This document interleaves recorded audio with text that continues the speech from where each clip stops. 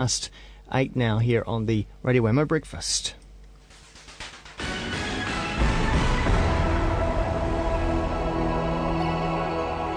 Poverty, if you're a child in New Zealand, means that you probably haven't had breakfast this morning.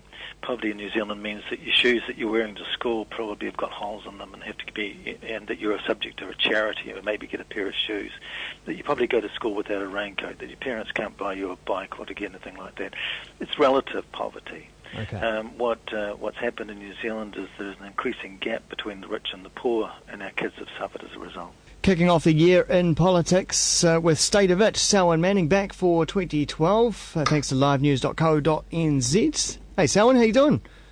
Yeah, Happy New Year, Glenn. Happy New Year to all the listeners. Yes, indeed. Yeah. Kicking off, I thought, we could just do a focus on Brian Bruce. Underneath all of this political fiasco that has been going on all week relating to New Zealand on Air, Brian Bruce's documentary, wasn't it a good one? And I remember an interview that you did with him prior to its screening that really he was able to identify. And in that intro, we heard from the investigative journalist himself, just basically nailing down really a definition of what poverty in New Zealand really was. But I thought, Glenn, while the politicians are away and still on holiday really until the end of February, that it's an excellent time for us to kind of look at some of these issues and what issues that are already kind of raising themselves in 2012. Yeah, and talking about the whole Brian Bruce documentary, little did I know when I did that interview a couple of days before it went to air, when I asked that question, isn't this a political topic? And then he gave his response. Little did I know that it would, in fact, would become very political after the election.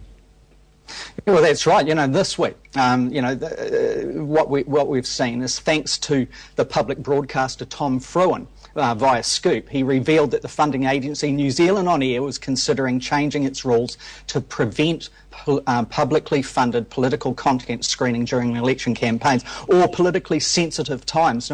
That's a broad definition, to say the least. Now, thanks to Tom Fruin's thing, we realised that what we're talking about here is the appointment of the National Party leader and Prime Minister John Key's electorate chairman, Stephen McElrea, to the board of New Zealand On Air. And for the record, McElrea is also the National Party's Northern Regional Deputy Chairman. Now, that's a political appointment. It's quite common for governments to make appointments. Every government that comes into power in that first 3 years in particular, they try to unpick the appointments of the previous administrations and put in their own appointments into such things. But they're considered to be governmental appointments. Now, this guy is so close. He's a political stalwart of the National Party.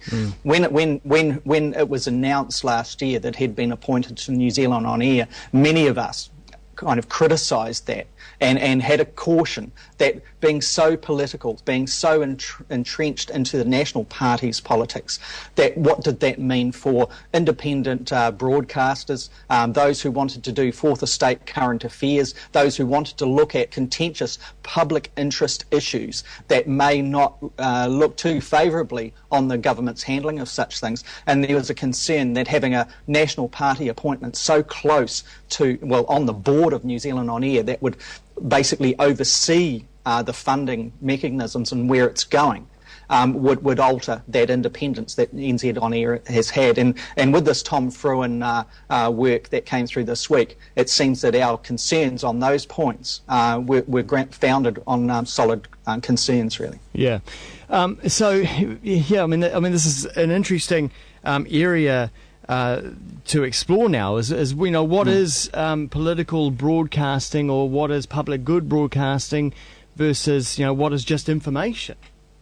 You get the idea here that if the National Party had its way, we would have public broadcasting that's basically sitting there in an entertainment style that is actually reading off their press statements, that there would be no critical analysis. Is that really what the National Party wants in such things? This is we hear this term slippery slope an awful lot in this country and lately in particular. It is a slippery slope. This type of thing it's already skidding. We've had what we've found through, what Tom Frewen has produced through what he got from the Official Information Act from New Zealand On Air is this exchange of emails around. We see McElroy's email going across to New Zealand On Air chair. He's complaining about, this particular documentary screening during the election campaign. Then we see this flurry of concerns, and most concerning too is the New Zealand On Air communications to TV3, and also TV3's response, from its general manager, kind of saying, it was an apologetic kind of response in a sense. So it's an awful situation. At the end of the day, Glenn, I think, all of this shows that there was political tampering going on to try and prevent broadcasts of content like this documentary that Brian Bruce did on child poverty. And at the end of the day, underneath all of this, it's all about children who are basically out there living in poverty in this country, and that's a shameful thing from all angles. But who loses in this issue? Well, the children do. The children lose clearly here. It's not the National Party. It didn't lose on this issue. Clearly it won the 2011 election with a huge proportion of the popular vote. Now, it's the children here that live in poverty in this country. They're the losers. It's the children here that lose. They're robbed of their opportunity to meet some sort of, or to be considered on an equal basis with others. They're denied that. It's a fundamental human right, really, to be able to go through your life and reach your potential. I remember, we talked about David Longy's kind of speeches in the election campaign only in November, going back and reflecting on that campaign back in 1984, all those years ago. He was saying similar things, that in this country, everybody deserves the right to have the ability to meet their potential, to reach their potential. And he kind of alluded to the fact that not everyone will, but they should have that opportunity. Now, this documentary, I thought, was grounded in those areas. It was looking at, failed policies that have failed New Zealanders, failed children here, our most vulnerable in our society, and that those policies were being critiqued. Now, from that, I thought it laid a solid foundation. This is how, what I felt, just as an independent kind of observer of this, in a sense.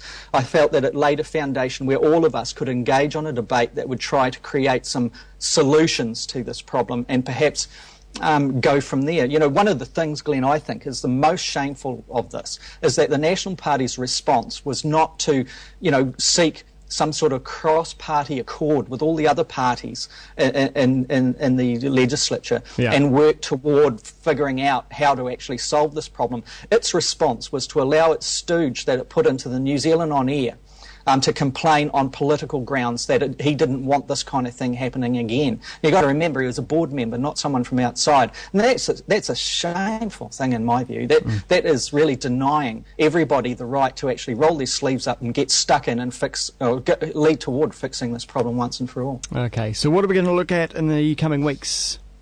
Yeah, coming weeks. So I think it's a good opportunity to look at some of the things that are going to be happening in the Parliament. So I think a big thing is the food bill. Glenn, I know that you're interested in this kind of thing too, and it'd be great to debate that kind of thing with you too.